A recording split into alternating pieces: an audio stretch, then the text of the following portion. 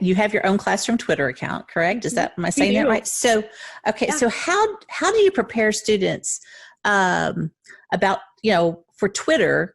I mean, it's a different kind of social media. So, and prepare them and explain Twitter to them and its purpose.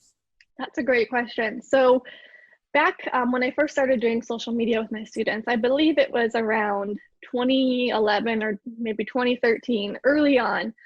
I was starting to realize I was doing like a Twitter wall in my classroom on a bulletin board, and kids were writing out like an exit slip for the day, and then we would erase it.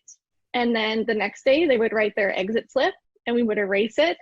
And I thought it was so cool that my kids were like, tweeting. We were doing Twitter. And then I realized I was really teaching my students that Twitter is dispensable and what you say can just be erased without consequences, right? And so then I started doing more research about social media and helping kids be college and career ready. And over 95% of employers use social media to recruit or hire employees. And so then I started doing some work about how can I help these kids develop positive digital footprints before they leave not only my classroom, but before it's time for middle school or before it's time for high school, right? Because we know kids aren't waiting until they turn 13 to join TikTok. Kids aren't waiting until they're 13 to join Instagram, right?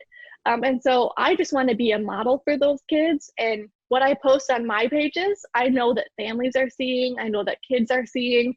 So I try to show them how to do it in the right way. And so I developed a curriculum actually for my students to follow.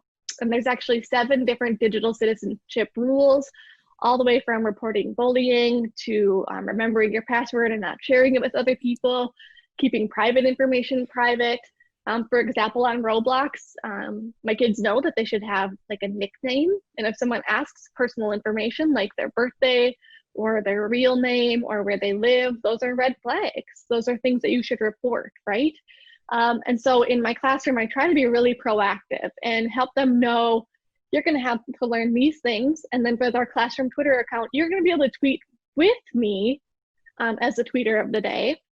And I kind of hold their hand in that for a while until I feel like maybe they're able to make that jump and they can lead the tweeter of the day maybe without me having to push tweet with them. And it takes a while. It definitely takes a while, but the feedback and the reward from doing it is so great. They're able to see, when they push tweet, they're going to see all sorts of things from all around the world, people who are writing back and asking follow-up questions. And so it's been really powerful. It's connected us with NASA astronauts, actual authors. It's connected us with classrooms across the world. And so there's a lot of prep work on the front end, but the dividends are so high once you're done with that.